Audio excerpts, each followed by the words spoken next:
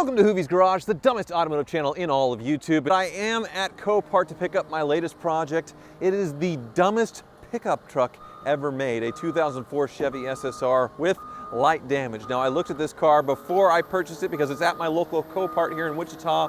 I know it runs and drives, and the damage was so light, it's kind of funny that it was salvaged, but I think it may have been for another reason, so it should be here any minute if I don't get run over by a forklift.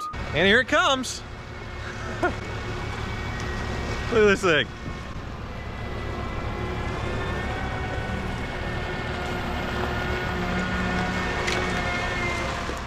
Oh yeah, 2004 Chevy SSR. Right as it starts pouring rain, but would you look at that? Whew. Thank you.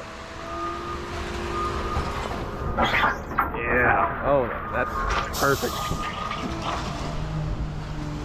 Oh, and of course it doesn't start. Dumbest truck ever made. Getting more help from the friendly folks at Copart now. Must have got loose on the connection. Oh, he just hit his head. There we go. Mighty 5.3.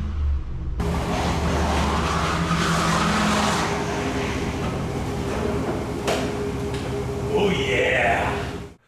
So as you can see, obviously, my HHR has had a little smack in the hiney, which is what sent it to the Copart auction and totaled out. But we'll get into this damage in a little bit and why I think it was totaled. Actually, one theory I had is kind of debunked. But first, let's talk about the HHR and why it exists in the first place. And really, nobody knows. It all started probably with Chrysler doing their retro modern tribute with the Plymouth Prowler, a car I once owned. And they did that to experiment with bonding aluminum. They were using a new process of production that they didn't want to use wide scale, so they made a low batch production car to experiment with this new production method. So it made sense. Later they came out with the PT Cruiser, which was a smash hit as well, sort of a niche that they hadn't covered, sort of a cheap hatchback type vehicle that they hadn't made in a while. And then Ford came along, of course, and they made the Ford GT 2005, 2006. An incredible vehicle worth way more than its MSRP. And then there's the Ford Thunderbird, which probably isn't as good, but it came on a Jaguar platform. They brought back the Thunderbird, which was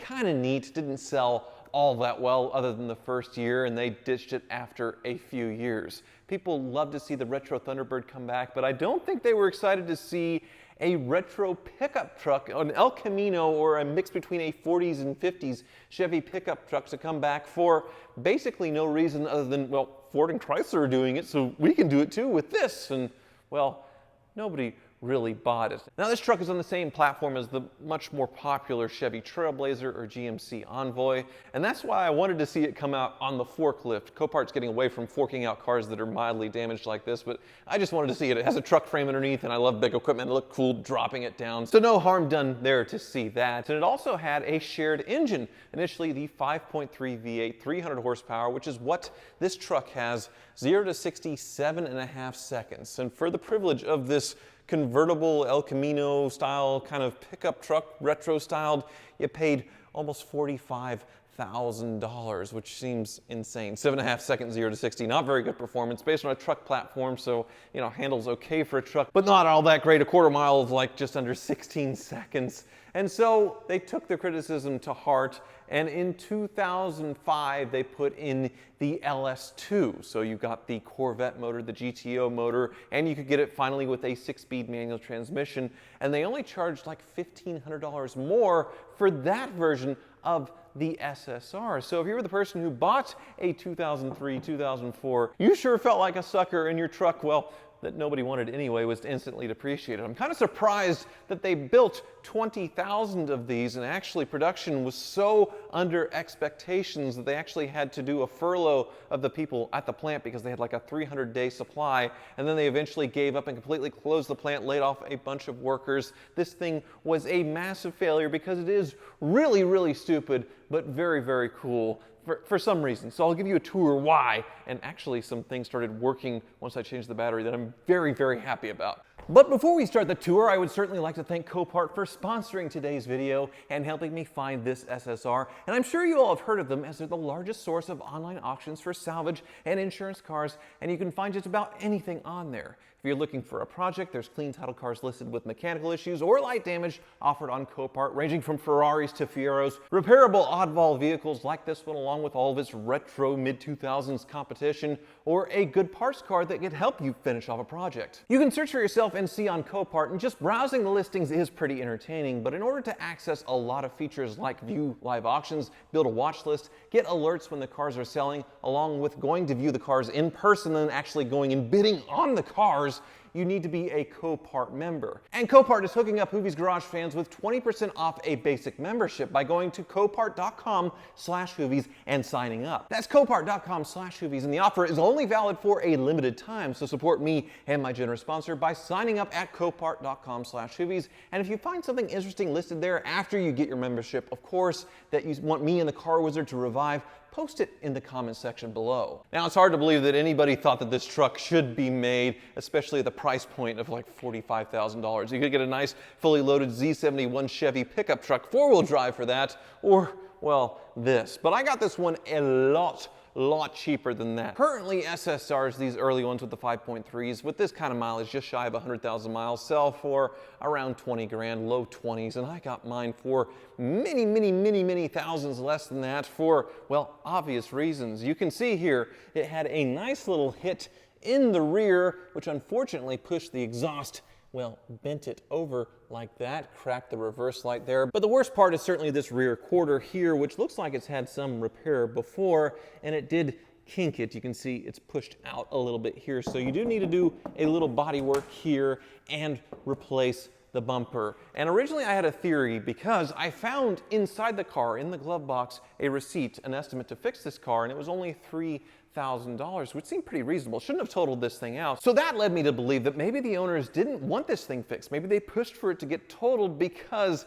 there were some issues popping up, almost 100,000 miles on a mid-2000s GM product, and well, they didn't want to fix it, but that's because I thought some things didn't work that really were fixed with just the replacement of a battery. We jumped it earlier. I got a battery for it immediately after. This is the next day. It's nice and sunny outside. And the big issue that I found with this truck when I looked at it in person is fixed, and that is the top.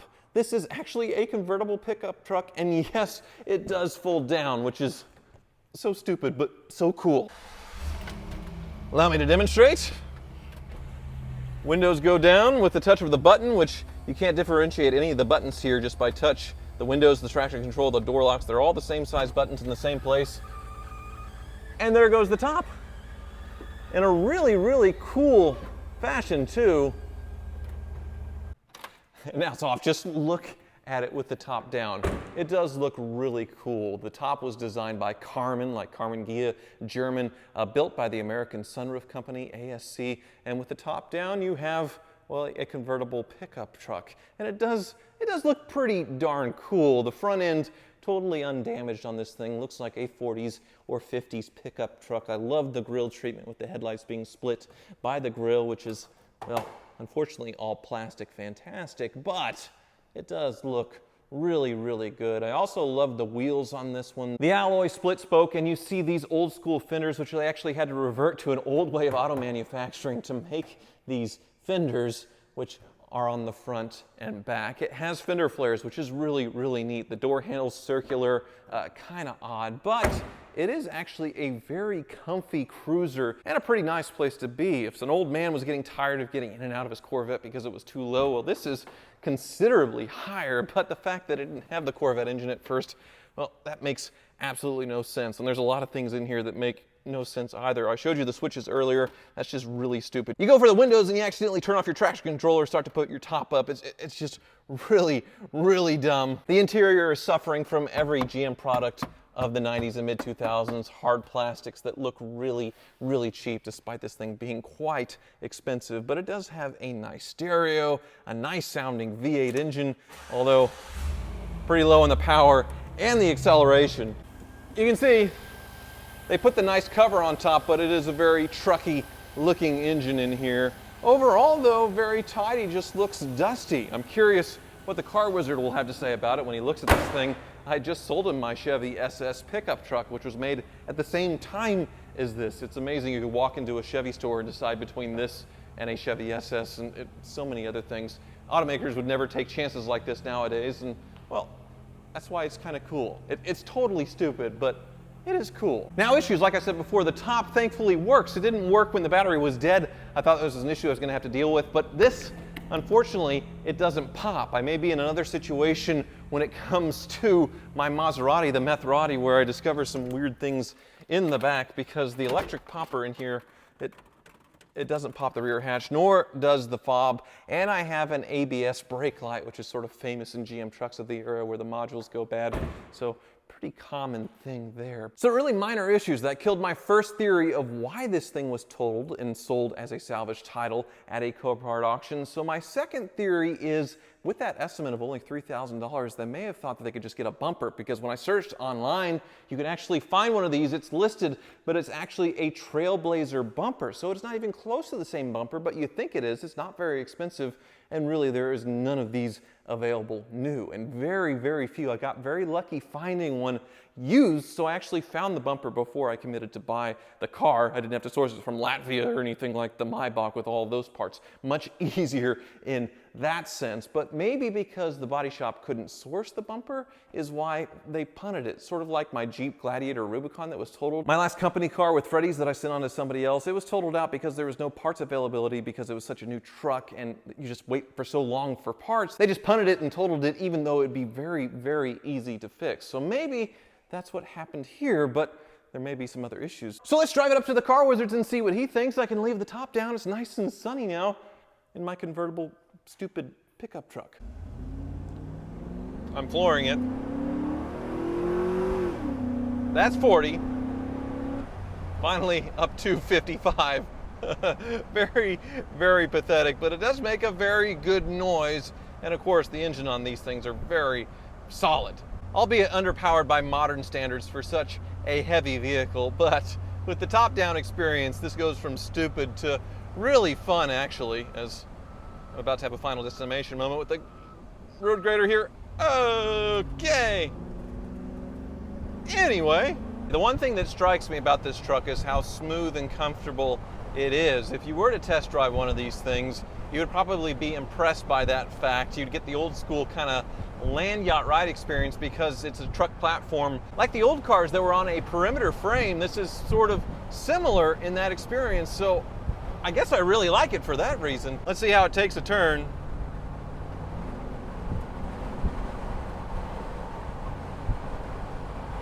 Holds in the corner pretty well, actually.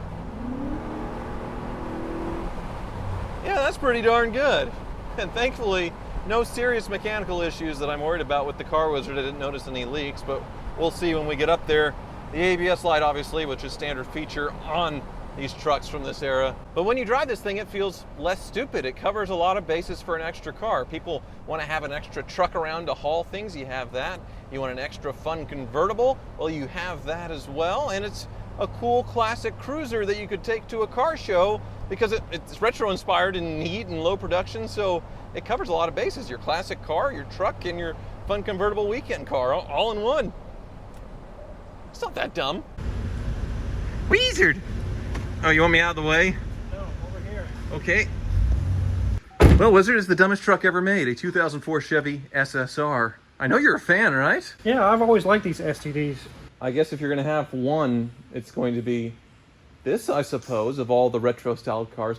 It's an SSR, not an STD. Right. Yes, not an HHR, which I think I said earlier. I called this an HHR, which, I mean, it's hard to keep them all straight, but this one's only the 5.3 engine, Wizard. Only the 5.3? Yes, it's not the LS2, so that's kind of a bummer. And it was slightly damaged, which sent it to a Copart auction. Oh, my. That's not slightly. Yeah, I had the bumper sent over here. Has it showed up yet? Yes, it's actually back there. Oh, cool. Okay, well, that'll be replaced and this will be fixed, but I'm curious about what else you find on this thing. Put it up in the air and see if there's any leaks. But I want to check under the hood and see what it looks like. Sure, sure. Yeah, the only issues that I'm having are an ABS light, and I can't get the El Camino bed area hatch to do anything. It doesn't do anything at all? No, but the engine, it sounds really, really good. Good old Chevy 5.3. Yep. Before all that cylinder deactivation junk ruined them, right? It is junk, that's for sure. I don't see anything leaking or pouring out in the front here. The AC works good. AC works well. The only mystery is, like I said, the rear hatch. That ABS light, we know it's always with that module soldering, whatever it is, right? Yeah, I just solder the circuit board on the ABS module. That's typically what it always is. But I'm curious if there's a manual release for this hatch, because I don't know what's back there. There could be 600 pounds of meth with the way I am with cars. It could be Metharati all over Exactly. So maybe we can find a release on this thing. Well, we found the manual release, which was actually hard to find because SSR owners don't want to share it because they don't want their stuff stolen out of the back. Right. And it's released one side, but not the other. There's two latches, one here, and this one's being the stubborn one. But can you peek in there and see? Is there bars of gold or anything interesting in there? I see a cardboard box. Really? Yeah, A mystery box. So you're saying there is a mystery box inside of there? there is. Okay, well, you have a quest, I suppose, to get the other latch loose and figure out what's going on. But in the meantime, should we put it up on the lift and see what else is wrong? Let's do it. Cool. No rust, please. Let's take a look at this Trailblazer. Please, here. please, please. Yeah, okay, surface. Yeah, That's normal. okay. Yeah. There's our big oil pan. It's dry up front. A dry oil pan? Yes. What in the heck is going on over here? Whoa, that's weird. Is it missing something? It seems like there should be one on this side. But it's just a C-shaped, what would you call that piece? This. Well, that mounts to the strut. It's like the spindle. Where's the spindle? Oh, it's right here. This pivot's right here and up top. I imagine Trailblazers don't look like that, That is weird. right? I don't know. I don't work on a lot of Trailblazers. I guess maybe they wouldn't do it this way so you could do all-wheel drive, and then Yes. there'd be a front drive. Because you can shaft? see where a CV shaft would go in right here. Yeah, so that's Trailblazer, I suppose. Yep, that's all Trailblazer stuff. Okay. Does it drive nice and tight? It maybe? does feel nice and tight. Brakes feel good. Everything feels really good on this, as good as these can be. There's a little bit of oil seepage here. I believe it's coming from the oil pan. Okay. You can see it up there. It probably, we could go through and tighten all the bolts. It would solve it. All right. Transmission's nice and dry. Yeah, Your cats haven't been cut out of here. That's good. that is nice. And then the fuel tank's sitting right here in the middle. Big one. That's a big shaft. That's a big drive shaft too. All right.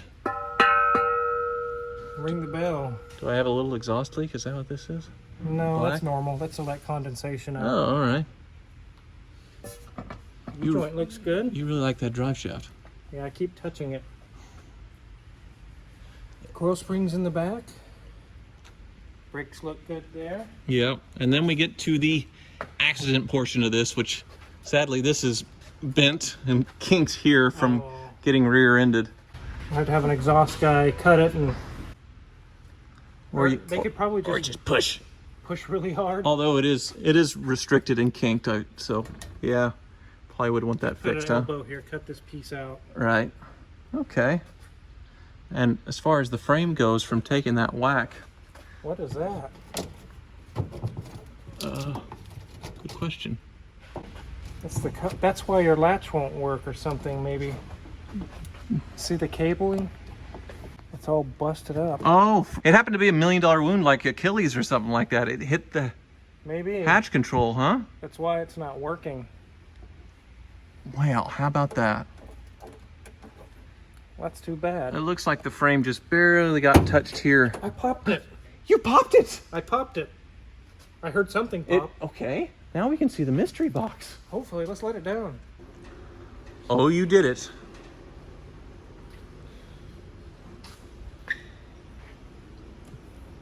Uh-huh. Okay, Ready? I'm ready. 1, 2, 3. Running boards. Running boards and a roof rack. What's Uh, so that's not for this car, I assume. And what's that?